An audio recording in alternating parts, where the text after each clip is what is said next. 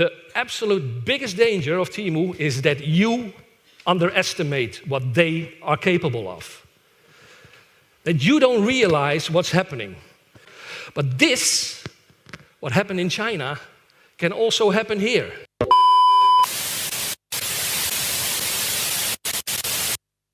Good afternoon.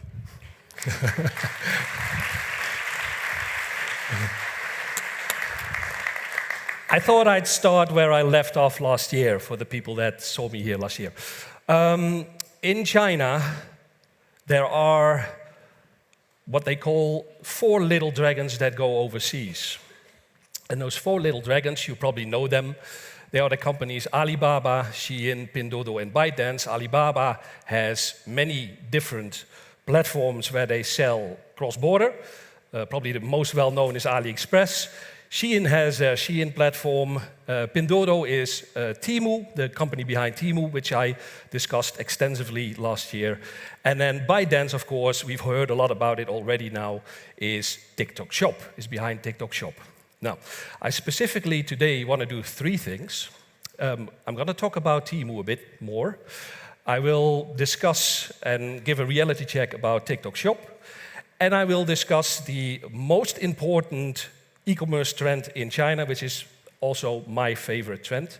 So I won't tell you yet what that is.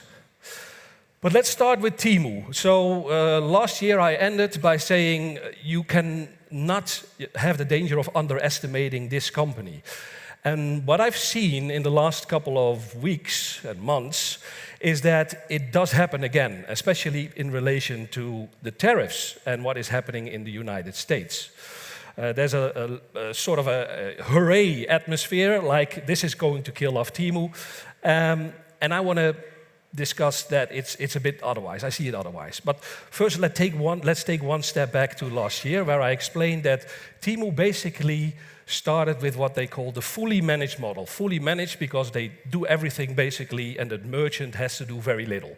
They only put the materials, the goods, in the warehouse of Temu, and Temu then sends it across the world in airplanes, but they also do the pricing, they do the marketing, etc., etc. And by doing this, they could very quickly have a large assortment of products because the merchants didn't need to have any experience in cross-border e-commerce whatsoever. So this is why they had so many products all of a sudden. But what they started doing last year, in March 2024, they implemented the semi-managed model, which I also mentioned, I think, last year. And in the semi-managed model, they say to the merchant, you know what?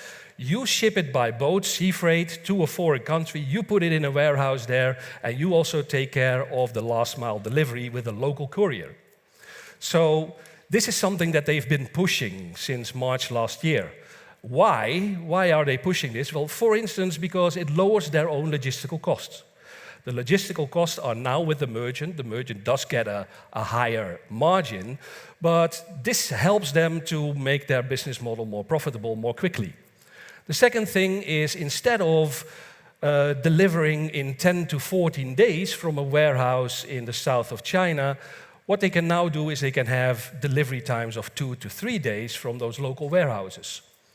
They also implemented this semi-managed model because they were anticipating regulatory risks. They knew that the regulations in the US, in the EU, would be changing because we consider, of course, that fully managed model with all of those goods a bit damaging to our own economies. So they were anticipating that the rules would change. And last but not least, there's not so much that you can put in a small package in an airplane, but if you put goods inside foreign warehouses, they can be very different goods, very much larger. So what you see here are products that last year were already sold on Temu through the semi-managed model in the United States. Now, if you think that these are relatively big products, you haven't seen anything yet, so do you want it bigger? How about an excavator? You can buy an excavator on Temu in the United States. Or do you want it even bigger? How about a complete house? You can buy a foldable house on Temu in the United States, also on AliExpress, by the way.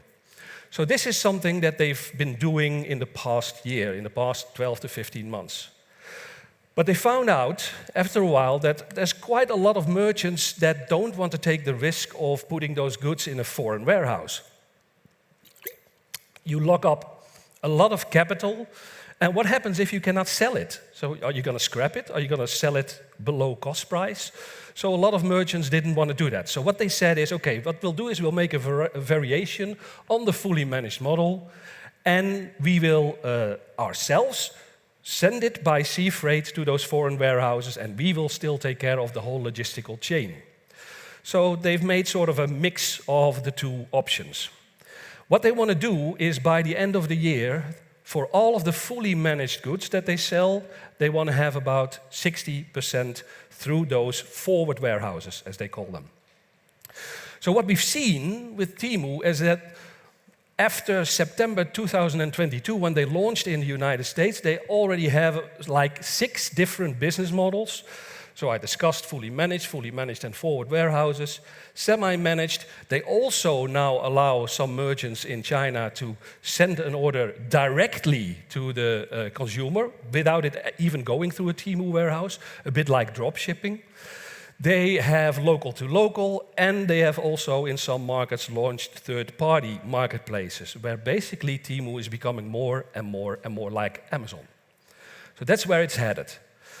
Their own goals at the moment is that in this year they want to do about half of their business through fully managed, which started out as 100%, and then 20% semi-managed and already 30% third-party sales, where the third-party brands decide their own pricing instead of Temu deciding that for them. That's what their plan is. Now, of course, as you might have noticed, there's a new president in the White House. In the US, they were already discussing last year canceling the de minimis. Now, the de minimis is the tax exemption level of $80 or $800 in the United States. So anything that comes in as a Temu or a Shein package in an airplane does not, bless you, does not have to pay any import taxes if it's under $800. Now, they want to get rid of that. I think there's a good reason to get rid of that. I don't know if it's the fentanyl problem, because they say we want to get rid of this because it's being used to smuggle ingredients for drugs into the United States. But it did happen. So on the 2nd of May, the United States canceled the de minimis, and Temu had to start paying import taxes. And the effect was disastrous. As you can see here, their sales in the United States decreased by about 50%, and also before the cancellation of the de minimis, most of the goods were sold through that fully managed model, and that's almost completely disappeared, and most of the sales are now through that semi-managed model. As a matter of fact, at the end of April, Temu decided to completely stop the fully managed sales to the United States. So, and then people say, see, this is what we wanted. The de minimis is cancelled, and this is killing Temu, and we get rid of Temu, largely. This was an interview or an article that I was interviewed for CNBC. Unfortunately, I completely disagree with the headline that they put on top of it. Because this makes it seem that Shein and Temu see their demand plunge because of the cancellation of the de minimis. But that's not the right cause and effect. And it's very important for us to know what really happened, because the same thing might happen here in Europe when we change our regulation.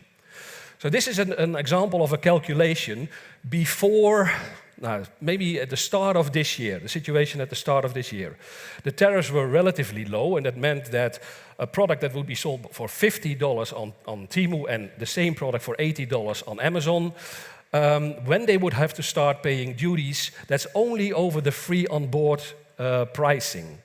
You also need to pay some custom processing fees, but you'll see that the final price at Temu is still much lower than that at Amazon. The difference has become smaller, but if you want that product, you would probably still choose for Temu with this kind of price difference. So why did all of a sudden their sales collapse? And it was not the cancellation of the de minimis, it was this. Because Donald Trump, for several times, raised all of the import taxes in a game of chicken with China until they were 145 by April 9, 145%. And for small packages like Shein and Temu, it was 120% or a $100 flat fee. This, of course, makes that model, that fully managed model, completely unsustainable. In our research for TechBus China, we found out that Temu could handle tariffs up to about 50%. They could handle that, and they would sort of divide the cost between the consumer, their own margin, and the merchant, but they could handle up to 50%. This was unsustainable, and that's why they canceled their fully managed model. So it's not because of the cancellation of the de minimis, it's because of these import taxes. Now, what you also see, this is a graph by Statista from a few days ago, and you can see that without any additional tariffs, there would not be any real impact on the Chinese production output. With 10% tariffs, it would be a bit, but with 145%, that would be disastrous for the Chinese economy. So, and this is what happened. Now, when it happened, and when Temu stopped their fully managed sales to the US, another thing that they did is they completely shifted their advertising budget to Europe. And you might have noticed that you got a lot more Temu commercials all of a sudden. So this is basically what is happening, is that the sales that they are now missing in the US, and I think we've seen these figures before earlier this morning, is now shifting to the EU.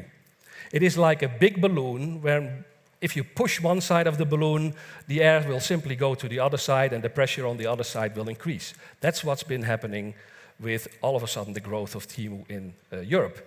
Now, like I said, this whole thing is a game of chicken between China and the United States, where in this game of chicken, of course, Donald Trump, as he always thinks, he had the best cards. Oh. He had the best cards. And he thought he had a good poker face, but he lost this game of chicken with Xi Jinping, which eventually resulted in the tariffs now coming down to 30%. 30% is for all bulk imports that go into China. So that's also the semi-managed model, and the fully managed through those forward warehouses because they come in bulk by sea freight. For the small packages, it went down to 54%. Now, if you remember, I said that if it's around 50%, Temu would probably be able to handle that. And what we see is they come roaring back because they have already restarted their fully managed model. Not for all products, but for certain products. Now, why is this important for us? Because we are thinking about doing the same thing. We have the 150 tax exemption in Europe. Under 150 euro, no taxes paid. So if that happens, the actual tax that needs to be paid is most of the time between 3 and 5%. That is not going to stop a Shein or a Temu. Even the French law that the French want to implement, the environmental surcharge, to put €5 extra on a package from Shein because it's fast fashion. Strange enough, there's no surcharge for Zara, H&M, and maybe other parties that make the same types of products. Questionable. But this is also not going to make an enormous difference, because the average order value in Europe is actually 32 on Temu and 55 on Shein. It's much higher than a lot of people think. A lot of people still think that it's all orders under €10 that are shipped for free. That's already no longer the case for a long time. So what we are seeing also is that we try to change our legislations, our regulations, but we are a very slow old car in Europe, and we are being overtaken by something that has already been mentioned a few times, China's speed. They are simply going much faster, and like I showed you, Temu has already adopted their business model several times. But it does have an impact on their own forecasts. So you can see here the forecast they made in 2024 and the current forecast. They think that they will do 10 billion less in the United States, and they especially also expect some things to happen in Europe and other countries that want to change their legislation. So they will definitely have much lower sales coming year, but they still keep on growing. So these things do not kill Temu or Shein. They were expecting to be profitable next year. That will take longer, but it will not stop them. It will just simply slow them down. Now, if you want to go deeper into this topic, you can read the Temu Watch number 8 report that I wrote for TechBoss China that has much more details, also what happened before and after the 12th of May. And there's one more thing that I want to say about Temu, because with TechBoss we also did some bespoke research for an e-commerce company that wanted to know more about the HR policies of Temu. So we did some expert interviews with some of their staff members. We also did some desk research in the Chinese media, and we found out that Temu is actually run like a military operation. Basically, if you work at Pinduoduo, the parent company in Shanghai, it's very well possible that your boss will come to your desk and say, okay, you pack your stuff tonight because tomorrow you're flying to the other end of the country, to Xinjiang, because we're starting grocery delivery there, and we need a warehouse manager, and that's your new job. Good luck. And then when you work there for half a year, they might actually come to your desk and say, we are starting up Temu in a couple of extra Eastern European countries, so you're needed most there, so you're gonna move there for a couple of months. And then normally they centralize people back to China again. So this is what we're up against. It's really a military operation of a company that is extremely lean and mean. So this is what I want to say about Temu. And again, it's a bit of a warning. Now, today we're here in Estrel, in Berlin, and I want to take you to the other side of the world. So let's fly all the way to Beijing. If you want to do this for real, you can do this with Sven, me, and Jochen in October. And we go to the northwest of Beijing, to a company called ByteDance. Now, ByteDance, you already heard a lot about the product today, TikTok and TikTok Shop and live commerce. And I want to give you a bit of a reality check from a different perspective of what you've heard this morning already after the break. But just like I did with Temu last year, to really understand this, we need to go back in time a bit to the year 2016. Because that was the year that ByteDance launched both Douyin in China and TikTok in the West. It's quite remarkable because normally they just follow later with a Western version, but this is what they did. It launched it at exactly the same time, and it started taking off when it was merged with Musical.ly, which ByteDance also bought, and that happened in August 2018. Now, one thing that happened relatively quickly in Douyin in China is that they started in-app e-commerce. Before 2021, most of the e-commerce generated in Douyin was actually by leading traffic to third-party websites like JD, like Taobao of Alibaba. But in 2021, they said, you know, we want to have that sales for ourselves. So it was no longer allowed to have links to third-party live commerce streams, especially. And they've been doing really well, as you can see, and now they have about almost $500 billion in sales in China. But the thing is, it's not just e-commerce anymore on the other side of the world. Because very quickly, Douyin also started group buying. Douyin turned into Groupon, where you could buy from a video or from a live stream a coupon which you could take to an offline store to get a special deal. You could also go into the same city menu at the top and you could look for an hotel and you could book your hotel on Douyin. Douyin became booking.com.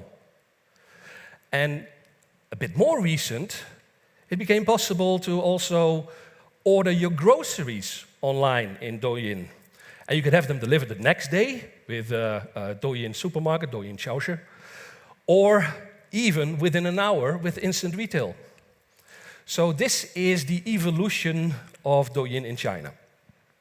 Now that, just like with TikTok or with Pinduoduo, what I told you last year, had an enormous impact on the Chinese market, where Alibaba lost a lot of market share to both Pinduoduo and to Douyin.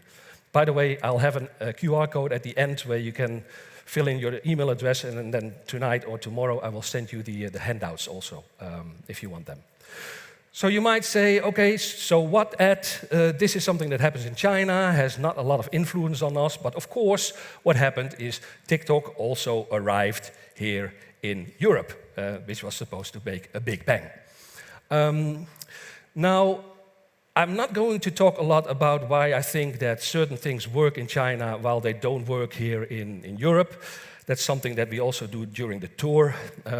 I listened to the podcast of Stefan. I listened to the podcast of Christina and Jochen. It was about 1.5 hours. I made a summary of what they said, and I put it on a T-shirt. So that's basically their conclusion. But what I do want to discuss is that there are a lot of, especially social media companies, that are hyping this. They are saying, because live commerce is so enormous in China, you must also do it, because otherwise you will miss the boat. And I think that there is a place and a time for live commerce. But let's look at the facts. So these are all of the e-commerce sales in Douyin that we saw before. Now, TikTok Shop started in Southeast Asia in 2021. These are the sales, the annual sales on e-commerce in Southeast Asia, in the US and in the UK. So it's a bit on a different scale. And then people say, yeah, but hold on, Ed. There's 1.4 billion people living in China. Of course it's much more. Okay, so then let's divide this by the number of online people. Doesn't really change much, right? So people in China are just much more used to buying in these apps. And it's also the way they buy, because of all of the sales in Douyin, about 2/3 comes from live commerce. And the rest is mostly Douyin Mall and Douyin short videos. It's the other way around almost in Southeast Asia. Even though live commerce is much more popular there, only 25% of all sales is done through live streams. And then in the US, it's only 10%. So you might be a bit disappointed by the performance of TikTok Shop so far, but I think there's some people that are much more disappointed in Beijing, in that office that I just showed you, because they've been constantly missing their own targets. They have, I think, overestimated, and they have been thinking that what works in China works elsewhere as well, and that's why you see that they both globally and also in the US, they have not met their targets, which, like I said, doesn't make them very happy. So they are taking action now. They've laid off a bunch of people that are working in the US team for TikTok Shop, and they are sending in the Chinese managers to clean things up. Well, I would think that probably one of the reasons that it's not super successful yet is lack of localization. So I'm not sure if sending in more Chinese managers is going to do the trick, but this is one of the things that they are doing. Another thing that they are doing is they are trying to build the same ecosystem they have in China for live commerce. Now, this is the ecosystem in China, where you have the brand, you have the host, the creator, the KOL, the influencer, whatever you want to call it, the platform and the MCN. Platform is easy. That's where the broadcast takes place on Taobao, on Douyin, or on Kuaishou in China. An MCN is something very typical for China. It's a multi-channel network, and these are basically agencies that recruit, train, incubate the hosts, the influencers. They train them how to be good salespeople on Douyin. And they also have a lot of production facilities. So during the tours that we do, we go, for instance, to Wuyou and Youwant to actually see the studios of these MCNs. Now, what ByteDance thinks is one of the problems that we don't have very good professional MCNs here in Europe and in the US, and therefore the hosts are not up to on par with what they see in China. So they are now planning to either send the hosts to be trained in China. So if you want a vacation to China, become an influencer with TikTok Shop, or they want to bring some of the bigger MCNs to Europe and America. So you will see some Chinese MCMs probably appearing in this field here in China, or in Germany. Now, of course, what's also very important not to forget is that the brand pays for the content creation, they pay the MCN, and they also pay the platform for advertising because you need to create traffic to your content. Now, that's something that is often forgotten that I want to mention, because this is the roadmap for TikTok Shop. The first 2 months, they are recruiting merchants by saying, we can make your product go viral for free. So you get a lot of traffic without paying for it. Sometimes they even subsidize the prices.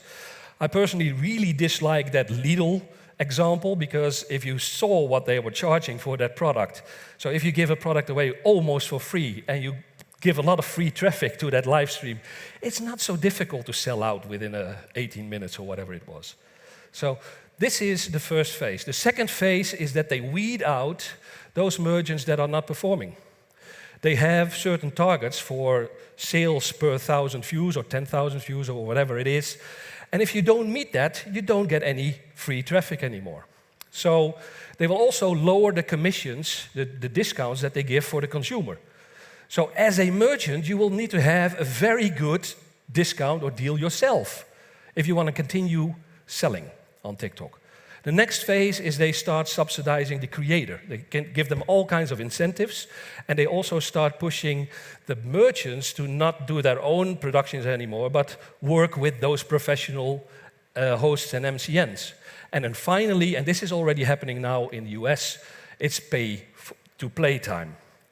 And that's when you have to pay for actually getting traffic to the content which you also had to pay for with an MCN. So this is managing expectations. If you have a problem in those first 2 phases already, it's very unlikely that you will do better in the 4th phase, where you still have to pay for everything yourself. So when you start with TikTok Shop, and again, there is a place and a time on TikTok Shop for certain products, but keep this in mind. Don't let yourself be overwhelmed by that first stage in their playbook. The second thing that I want to do is show you this. I showed you that there's already first e-commerce, local services, and then instant retail in China. That roadmap is already being copied in Southeast Asia, where local services has been started in Thailand and in Indonesia. In the US, they are now recruiting people for local services. So you can imagine what could happen here in Europe as well down the road for TikTok Shop. So keep this in mind. Something that might not be relevant for your business now might become relevant later on. So, if you want to know more about the reasons why I think that it's not working so well, you can read my TikTok Shop Update Part 3 report on TechBus China. Or you can listen to the Let's Talk Marketplace podcast with Valerie and Ingrid, which was called When FOMO Meets Meh. So, Temu, Douyin. Now let's take you to the other side of Beijing, to the southeast of Beijing, to a beautiful company called Jingdong. Last year at Jingdong, we had a couple of visitors from Germany. It was really cool. They were very impressed by our complex and by our buildings. You might recognize some faces here that you've already seen on stage today. But the thing that is really cool about Douyin, or about JD now at the moment, is that we have started food delivery. We used to be a traditional e-commerce company, but now we're doing food delivery. And the cool thing is that our boss, Richard Liu, he actually went out as a courier for 1 day, together with me and my colleagues, to deliver food. So, and better even, after a long day of very, very hard work, he came back to us to drink beer and have hot pot. What a guy. Last week, he was in a Four Seasons hotel. He also ordered something on JD Takeaway. And he gave my colleague 1,000 renminbi in tip. That's a €140 tip. What a guy. What a great boss to have, huh? That is such a typical and cheap JD publicity stunt. Your boss does it all the time, right? Getting cozy with the common people. What are you doing in the food delivery market anyway? The war for this market was fought a long time ago between our Meituan yellow team, the red team of Baidu Waimai, Baidu you might know as a search engine in China, and the guys in blue of Erleme. Yeah, those were the days. And we ended up buying Baidu Waimai when they couldn't win this war. Well, that might be true, but even though you bought Baidu Waimai, we kept on increasing our market share. And even when Alibaba bought you guys, then, well, you still didn't stop losing market share, huh? You guys didn't do all that well. Yeah, that's true. That's true. But at the end of the day, I mean, things became peaceful. Like, we had 30% of the market, you guys had 70% of the market, and there were a few very small players, but things kept really quiet for a very long time. Things were peaceful. What are these JD guys doing in this market all of a sudden? Well, don't tell these two, but we're actually not really all that interested in food retail. But we've figured out that with food retail, you have a high frequency, so people open your app a lot of times. So we get more traffic in our app. And also, one of the main reasons why we're doing this is because of instant retail, which you here in Europe seemingly call quick commerce, but we call it instant retail. Now, instant retail works as follows. You have many different, you have different business models, but this is the marketplace business model, where a consumer goes into an app, either Meituan Shangou, it's our Jingdong Miaosong, or Erleme, and they order something and that gets delivered from a local shop, an offline retailer. So our couriers, me and my colleagues, we go there to pick up these goods. And it can be for groceries, but it can also be for electronics. Nowadays in China, most of the new smartphones are launched by instant retail, because people want to have that phone within half an hour or an hour. They don't want to wait for that to be delivered 2 or 3 days later. And you even have people in China that go on vacation, take very little with them, but have all of the stuff they need when they arrive delivered by instant retail from Miniso. So this is something that is a market that's been exploding in China. It was already there before COVID. It got a boost during COVID, but it's now tripled in 3 years' time. So this is how big it's become. And there are certain people in this market, in the Chinese e-commerce market, that say that this will largely replace traditional e-commerce. Because if you can get it within an hour, why would you wait for 2 or 3 days? The thing is, when this trend started in 2019, we at JD, we were market leaders with JD Waimai at the time. So we had the biggest market share. But that has sort of changed because something happened with Meituan, with those yellow guys, that made them grow very fast at the expense of Erleme and ourselves. Now, at Meituan, our instant retail business really started taking off at the expense of those blue guys of Erleme when we started introducing Lightning warehouses together with retailers. We had found out that convenience store owners had problems getting instant retail profitable because of the limited number of SKUs they had. But when they would open a Lightning warehouse, which is basically a dark store in a residential area, then they could raise the number of SKUs to 5,000 or even 8,000 and become profitable relatively quickly because they also pay lower rent. Now, last year in October, one of our Lightning warehouse partners, Shein, was visited by a group of Germans from some organization called K5. No idea. And they went deep into the bowels of Beijing to visit the Shein Lightning warehouse, one of the Shein Lightning warehouses. And they quickly realized that this business model is very different from what you see with the flash delivery companies like Gorillas, Getir, Zap, Flink in Europe, because instead of trying to compete with the retailer, actually what we do is we work together with the retailer. The retailer has the warehouse, we have the platform, we have the marketplace, and we have the couriers, me and my colleagues. And this is a business model that seemingly works much better than what you guys are doing in Europe. Thank you. It's not easy to do a keynote with this kind of competition, sorry. But what I want to share with you is these guys at Meituan, they have done really well with those Lightning warehouses. They have more than 30,000 already, and they want to grow to 100,000, and by that time they will have a GMV of 200 billion renminbi. Now, the problem that we had at JD, why we couldn't keep up, is because we were not doing any food delivery, and because Meituan and Ele.me were doing food delivery, they had a very high density of drivers, of couriers around the city. So they could simply add instant retail to that. Whereas we were doing the other thing, we were doing instant retail, and we didn't have a very high density. That's why we have started food delivery. And we're doing really, really well, because we started this in February, and in March we had 1 million daily orders, and by now we have 25 million daily orders.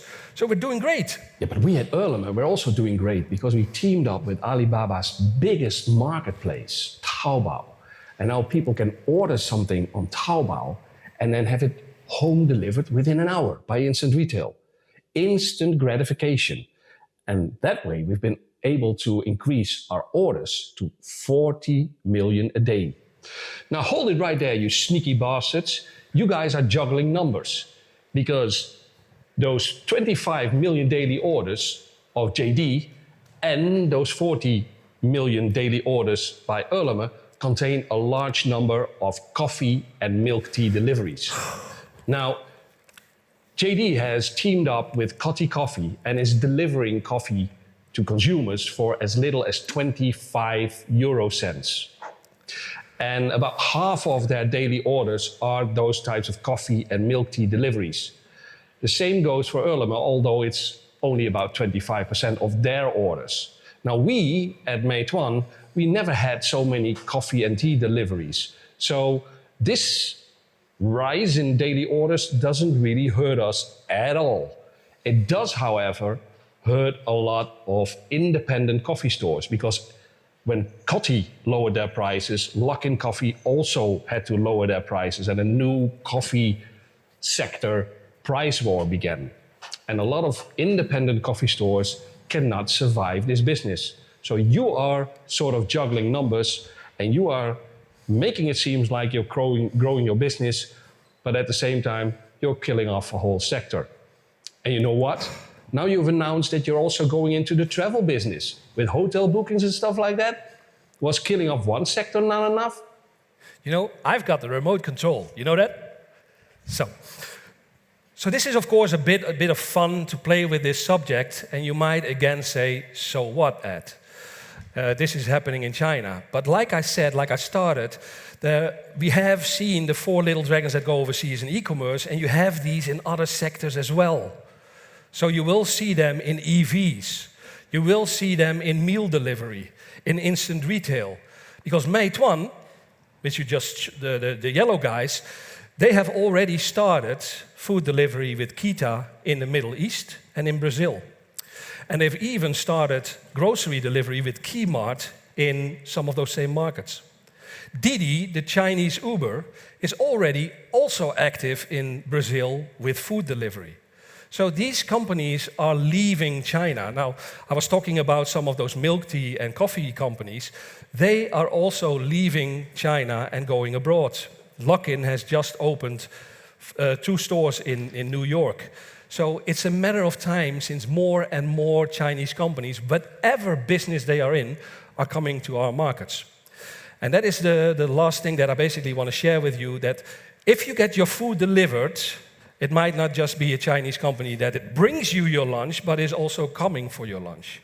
Because the pattern is the same every time. We've seen it with Temu, we've seen it with other companies.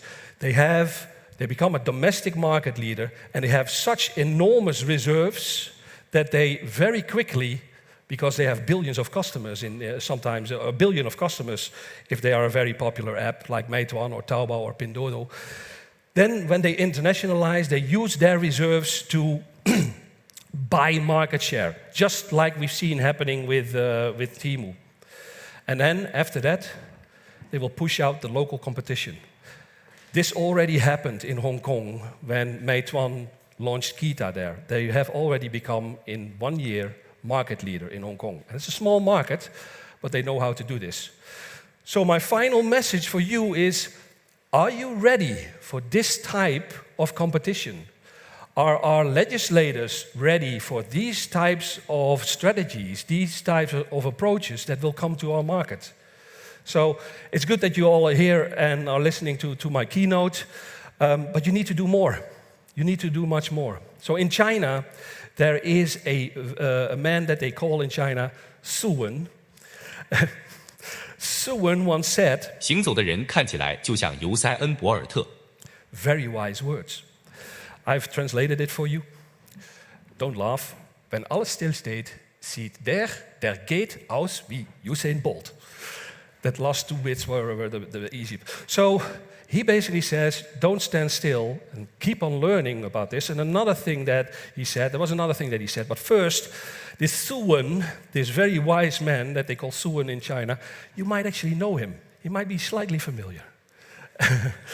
And he had one other famous quote that he said, my number one takeaway from the K5 expedition to China was, we are fucked. Ladies and gentlemen, welcome back to the stage, Mr. Su Wen.